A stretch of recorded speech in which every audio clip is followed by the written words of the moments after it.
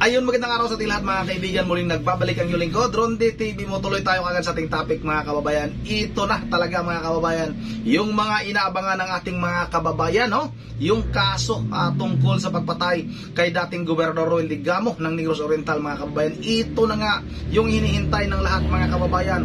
Mga kasong murder, prostituted murder, attempted murder ay naisampa na nga sa Piskalya ng Manila RTC mga kababayan laban kay dating Congressman Arnie Teves mga kababayan. Yun na nga pala, no? Kaya pala nagtatago ka na, hindi ka na nagla-live ha, nakaamoy ka na naman na naisampa na pala yung kaso laban sa'yo, Arnolfo Teves Jr. Saan ka na ngayon, ano? Magpaparamdam ka naman para sa ating mga kababayan na matagal na naghihintay sa'yo. Kung nasaan ka na ba ngayon? Saan ka na bang lupalok ng mundo ngayon nagtatago?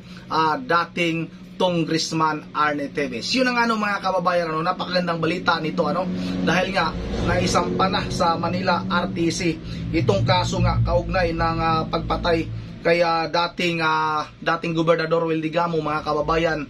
Ito na nga yung hinihintay na matalagang makasuhan na itong si Arnie Teves mga kababayan at mga kasamahan nito. Sana ba yung sinasabi ng abogado nitong Arnie Teves na ito na si Atty. Topacio na walang sapat na mga ebidensya, walang sapat na basihan? Paano maisampa ang kaso kung wala namang basihan, wala namang ebidensya? Nako, pati si Topacio mga kababayan na hindi na natin mahagilap ngayon, wala na tayong balita kung saan na itong si Topacio mga kababayan.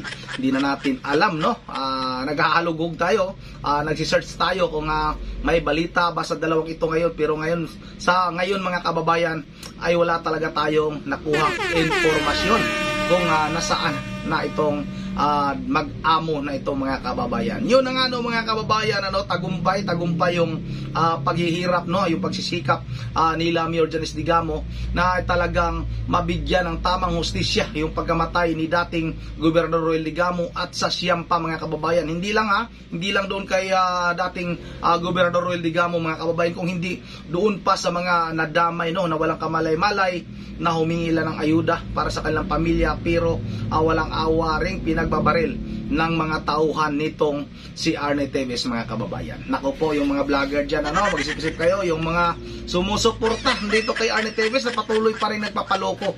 Uy, mag-isip naman kayo na isampa na yung kaso. Ibig sabihin mga kababayan ay talagang may sapat na basihan at ebidensya. Yun ang mga kababayan, huwag na nating patagalin. Sabay-sabay na natin itong panoorin. Palakpakan muna natin ito mga kababayan. Murder, frustrated murder, and attempted murder have been filed against Arnulfo Teves Jr. last Friday, meaning 2 Fridays ago, not yesterday, before the RTC of Manila. Naisa pa na nga ng piskalya sa korte ito ang mga kaso laban kay dating Negros Oriental Representative Arnie Teves. Ito ay may kaugnayan dun sa pagpatay kay dating Negros Oriental Governor Digamo. Sa Saturday News Forum dito sa Quezon City, sinabi ni Department of Justice spokesperson Assistant Secretary Miko Clavano na naisampa na ng piskalya sa Manila RTC nitong August 18 itong mga kasong murder, attempted murder at frustrated murder. Ito may kaugnayan nga dito sa Digamo Slay case. Bukod dito ay naisampa na rin itong kasong murder. Ito may kaugnayan naman doon sa nangyari mga pagpatay noong taong 2019 na ikinasawi ng 3 katao nitong August 9 sa korte sa Payawan, Negros Oriental. Yun ang mga kababayan, grabe, daming kaso na ni Arnie Teves mga kababayan. Paano ba ito malusutan ni Arnie Teves? Paano kaya sumasakit yung ulo ni Topacio nito mga kababayan? Kung may talagang utak si Topacio mga kababayan, ay talagang tatanggalin muna ni Topacio yung kanyang utak para linisan mga kababayan. Grabe, ang daming kaso nito patong-patong na kaso, bukod pa sa natanggal ito sa Kongreso, ginawa pa itong terorista mga kababayan. Grabe paano pa kayo malusutan sa mga sumusuporta dyan kay Arnie Teves magdahan-dahan na kayong magsilipatan at pwede naman kayong humingi ng pasensya at sabihin sa pamilya Digamo na pasensya na, medyo nagkamali lang kami ng sinusuportahan dahil nga sa mga pajikas-jikas dyan, sumusuporta kami sa mga kriminal na ito. Pwede kayong lumipat, hindi naman masama na humingi ng tawad at umamino sa mga nagawang kamalian, mga kababayan. Yun nga no, mga kababayan, saan na kaya itong, marami nagtatanong, nasaan na ba si Arnie Teves ngayon? Di rin natin alam, mga kababayan. Hintayin natin na lumutang ito. At sana sa paglutang ni Arnie Teves ay nakapusas na ito, mga kababayan. Tala na una nang sinabi nitong si DOJ spokesperson Clavano na willing sila sa Korte Suprema na mailipat nga sa lungsod ng Maynila o dito sa Metro Manila. Ito ang kasong isinampa kay Teves Negros dahil nais silang maging neutral nga itong ground para nga sa maging venue ng pagdinig ng kaso ng naturang dating kongresista. Yun nga mga kababayan, yung 2019 na kaso ay nasa Negros RTC yun, mga kababayan. Pero itong tungkol sa Digamos Likis, mga kababayan, ay nasa Manila RTC ito.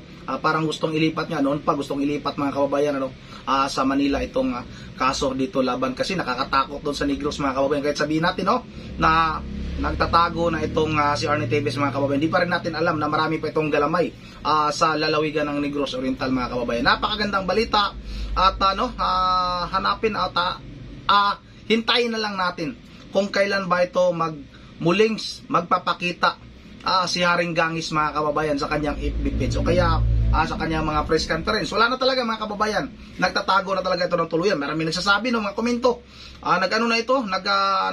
nagpa-plastic surgery, mga kababayan, ay malay din natin, maraming pira itong mga kababayan. Baka paglabas nitong si Arnie Teves ay kamukha na ito ni Tom Cruise.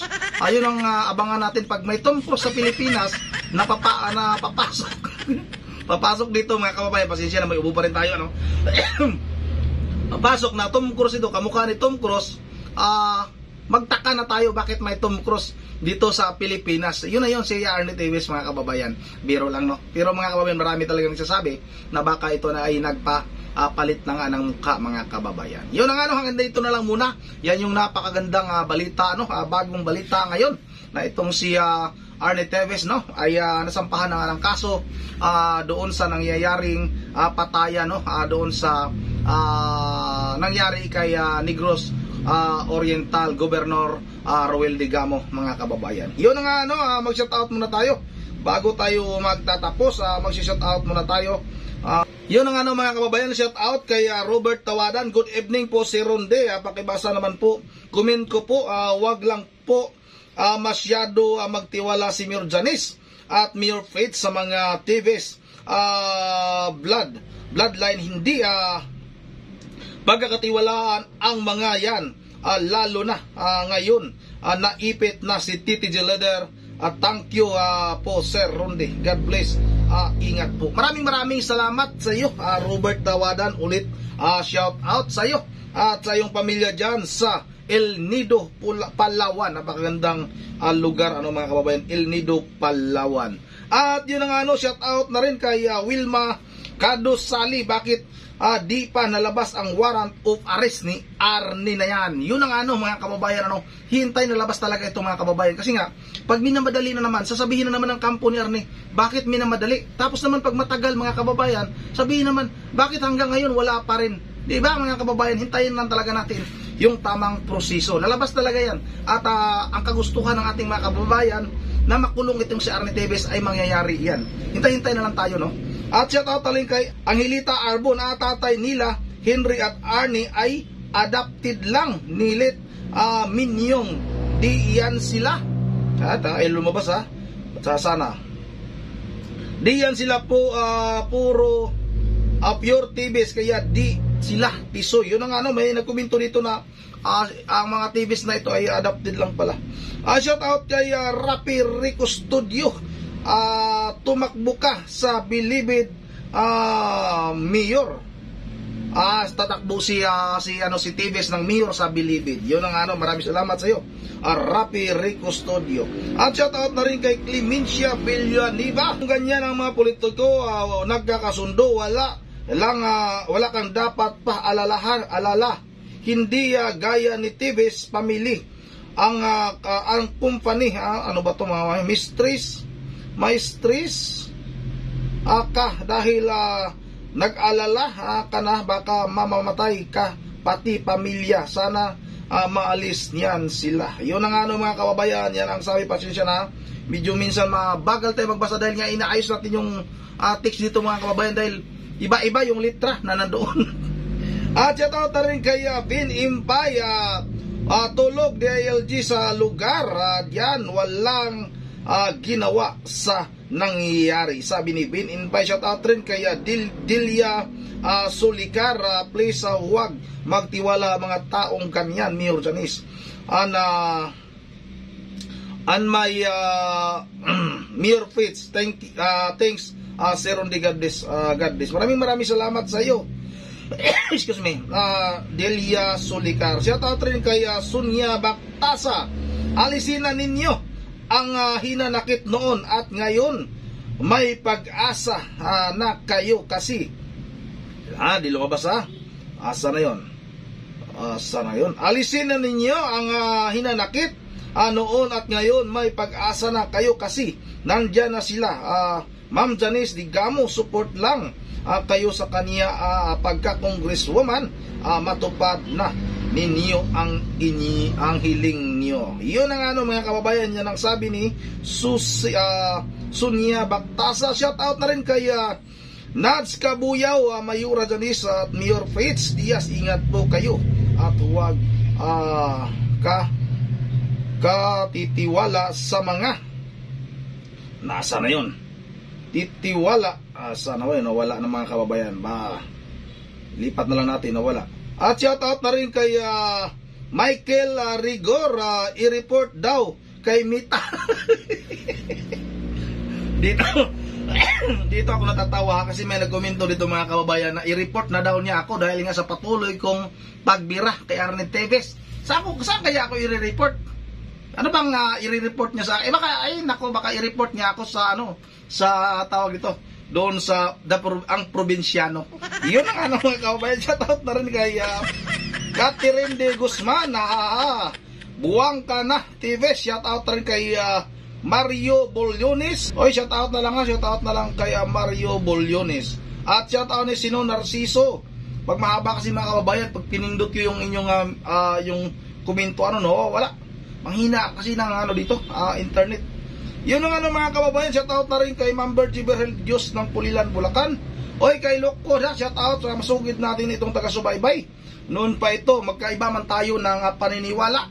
Idol Lokko, pero maraming salamat. Nandiyan ka pa rin lagi, lagi pa rin sumusuporta sa ating mga upload video. Noon pa ito, nanonood sa atin si Idol Lokwo na panahon pa ni Jubilin Galieno, doon sa panahon ni Idol Bigwas Tommy Abili. Yun ang mga kababayan, hanggang dito na lang muna at pasensya na.